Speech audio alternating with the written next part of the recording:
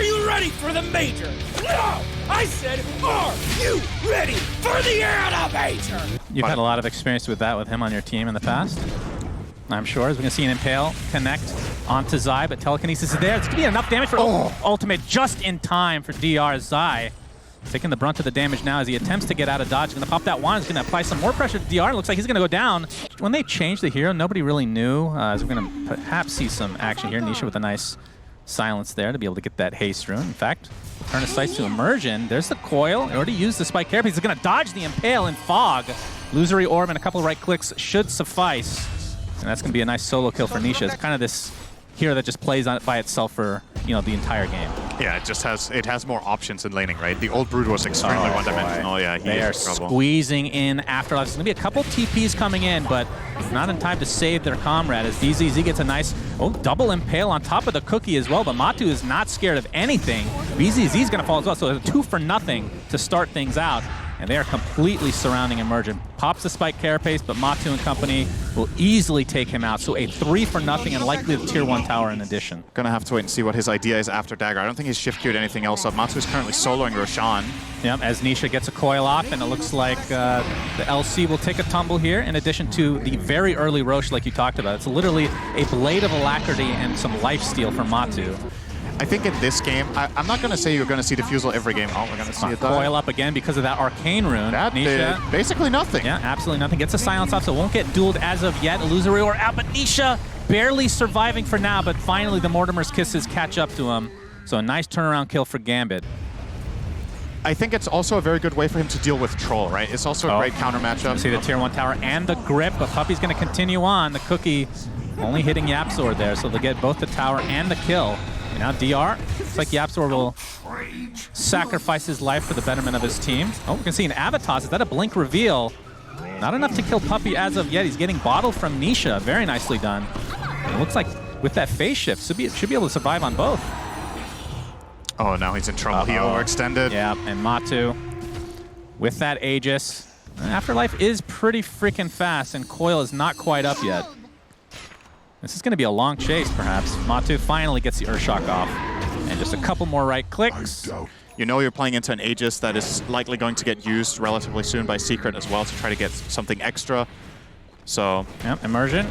He's Vendetted up, gets the Impale off. It looks like the Avatar should be enough to take out YapzOr, but that is just a position 4. I mean, it is a greedy little boy in YapzOr position 4 as always. Much control over the map, and you see what vision Secret has. Even if it's just this one ward deep in the enemy jungle at the top half, they have so much information about where the rest of the team must be, right? You can rule them out in half of the map based on duel. We have a duel. That's a win. Aegis is now gone. Oh, perfect That is a timing. huge kill for Gambit.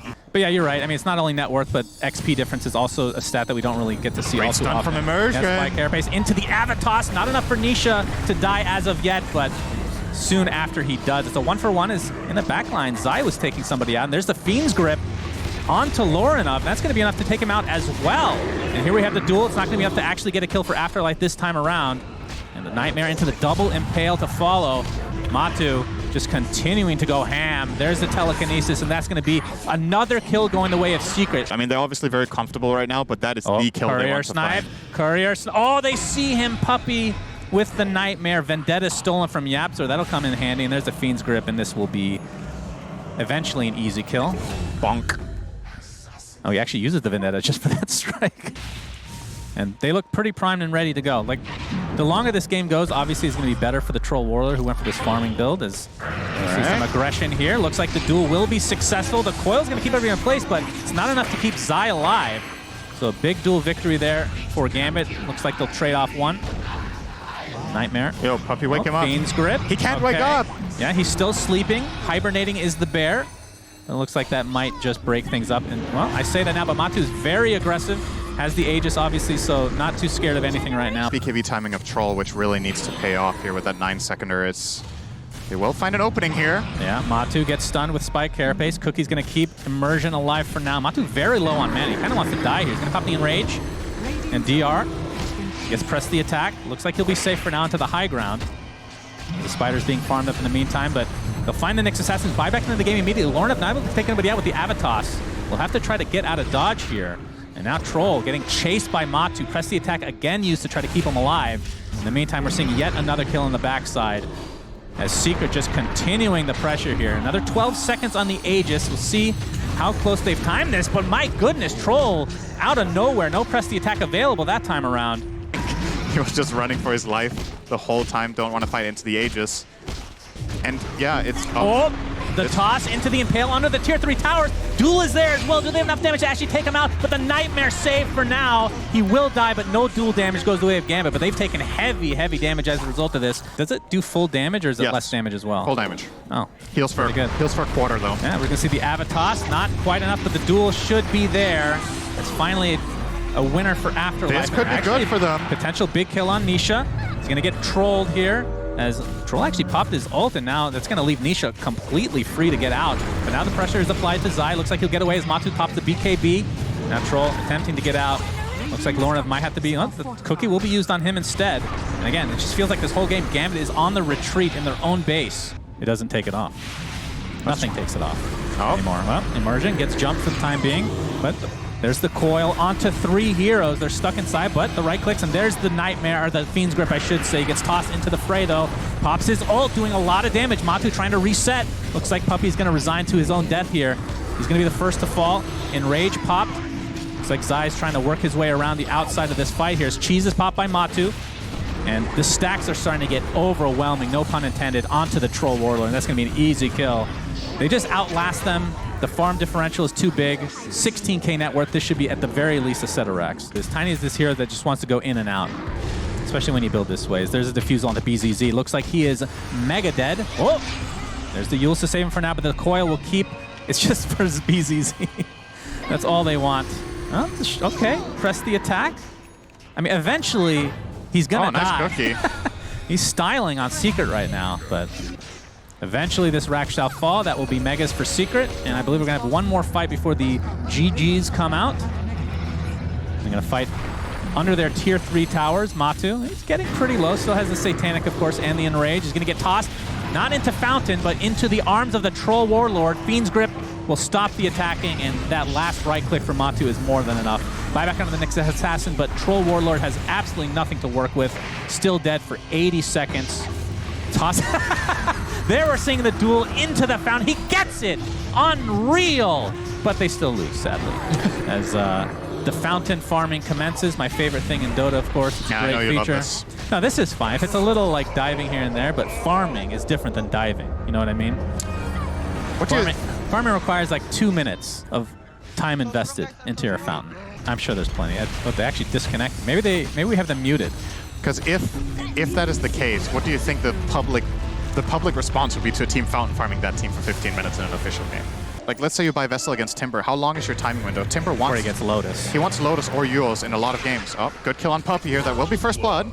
Yep. Afterlife takes that for himself, and he's buffed up pretty nicely here. Matu getting chased under the tier 1. No. I'm not sure if you go the X build. I don't think that, like, it was obviously the flavor of the month, right? Oh, good damage. No blood right. Matu extremely low. He is TP support from dying. Azor. And the right clicks will be enough. He's stealing Medusa stacks. What are you going to do about it? This is huge. He's the mid hero just in the enemy jungle minute 10. He got a lot of... Shackle shot into nothing. No cigar. Yeah. Oh, Nisha actually jumps in. There's the cigar. That's a beautiful cigar indeed. Rupture is placed upon him, and they're just going to focus him down now. Looks like they'll find it pretty easily, so a little bit too deep for Nisha. To order an onion ring tower to the caster booth, please. All right, we have a Shackle onto the creep, along with the Dark Willow. Gets into the Shadow Realm. There's the Nisha Rupture into the Blood Right. Looks like he... Oh, good Stone coverage. Gaze will be popped. Aether Remnant does catch him, and they finally finish him off with Lorna coming in as that Morphling. So it's a 1-for-1 support for mid. Shackle Shot does connect. See if they can get out of here, does Gambit. Oh, Whirling Death. And Zai might be in a little bit of trouble here. He's completely surrounded. Overlook's going to be used, and the right clicks of Lorna doing so much damage into the waveform. If you don't find very good fights immediately, you lose out on farm, right? It's not a very farm-efficient item. Oh, we're going to see a Shackle counter initiation into the Focus Fire. Afterlife is in a lot of trouble, and Zai will help finish off Smoke here. Yeah, Lorna has double damage. He has an Illusion Rune. He has his Aghanim Scepter. He is... Oh, dude, that's very bad, though. That is... All right, DR pops the BKB. Focus Fire is not really doing too much damage. There's the Eclipse to follow with the Blood Right in addition. They're going to find one. They're going to find two. And just like that... I guess I guess what they're thinking is, from the Luna's perspective against Medusa, right? Oh, this is a death. Blood Right, kill. Fear, Bedlam, everything in the kitchen sink thrown. Ultra dead. That's so Nisha. it's like if you place it correctly, this can burst through Medusa's mana shield very effectively. So I kind of like that idea. Oh, that is good cat. That is a dead Dark Willow, but Morphling turns into a better Dark Willow, so it's a 1-for-1, not including the death that they already had on the Void Spirit. And look at this, how pitiful the damage is against Lorinov right now. Shadow Realm again, Matu. Okay, His mana is getting burned big time as a result of all this damage. Remember, Age is still intact. Larnov, this is not a 9k pup. Take it easy, brother. This is not going to work. I'm sure he'll be fine. There's the Shadow Realm again. Good pressure, though. They're going to have a hard time killing him in that form as well. Eclipse. Yeah, Eclipse not doing a whole lot. Actually, looks like he might be in some trouble here. Pops the BKB a little bit late, and here comes the Morphling, trying to apply some more pressure. Again, Nisha dies. This basically died right after respawning, and now Matu ruptured. Lorinov looks like he'll expend the Aegis at the very least. Nope, waveform's away. He'll just leave his tree to die instead. On many of the carries in the past, you would buy BKB to counter silences. You could just Satanic it off and just stand your ground. Are they actually getting Nisha for a 4th? Is that 4th or 5th kill on this guy this game? That will be the 5th. Dodges the fear, but inside the Blood Right still, and still ruptured. Of course, BKB popped by the Luna. Of course, Lorinov doesn't have an Eclipse to work with right now, so it looks like he might just drop. And with that, Secret finally with an advantage in a fight here. Lorinov with the Gork cosplay, no TP. Ooh. I hope Gork's not watching. That is not good. A ton of magic damage himself. Again, I think the logic, it comes back to Medusa, right? Oh, hang on. First crown into the Bramble. Matu's going to tank up a little bit of that as we hear BKB popped as Nisha ruptured again, and the Shadow Realm Morphling is destroying him along with Puppy. They're going to find the tree, so it's a 2-for-1 to start things out as a buyback. Now onto the tree and Protector. Zai has the BKB activated, but the right clicks are doing so much work against him. They're going to take him out again with the Shadow Realm from Lorinov. The Satanic keeps him very healthy. Matu has to pop the ult to get himself away. Yapzor will not be so lucky. So a 4-for-1 with the buyback under the tree ant. And they will. Who gets the shard here? Shard currently on Luna. I mean, Luna's is probably better than Morphling, although double adaptive strike is pretty freaking good. He's going to see the Shadow Realm from afar. Matu, very little mana to speak of as he's stuck inside the Bramble now. Zai pops the BKB. They did kill the Dark Willow, and Morphling might be next. He does have the Aegis, though. Luna pops the BKB, and the right clicks looks like they'll be enough, although Matu's very tanky. Finally take him out. And now the chase is on for the rest of Secret. Blood Right. It's difficult for them to access the map since their catch is as limited as it is. And if they don't access the map, Gambit are going to end the game with the next Roche, most likely. All right, they're going to pressure. Oh, Bramble to start. There's the E-Blade. Okay, not the greatest layering, but there's the Eclipse on top of him. He's still stuck. Already popped his ult. He's just getting bursted down. 95 seconds, no more Matu. Unlike last game, seeing a lot of more promise here from Gambit. There's the jumper from Nisha. Takes up BKB, another rupture applied to him. Now he's going to get rooted on top, and the right click should be more than enough. He's going to have to buy back into the game immediately, but while this space is being created, the racks are being destroyed. He has Manta, BKB, Satanic, and Minotaur. Yeah, he's like he's 4 different dispels. I mean, he has to make a mistake for you to kill him. Nisha. Oh, yeah, Nisha, that is a... Oh, he actually gets out just barely. As the Bramble connects there. I believe that is the Curse Crown Shard, if I'm not mistaken. As this is going to be Mega Creeps at the very least. 30 seconds, no Matu still. Zai dead for 76. And Lorinov disconnects. He's done. It's over. Are they going to pause or what? I'm guessing GGs were called. I think we might have the players muted or something like that. Yeah, for some reason we don't see the... I was like, that's a power move.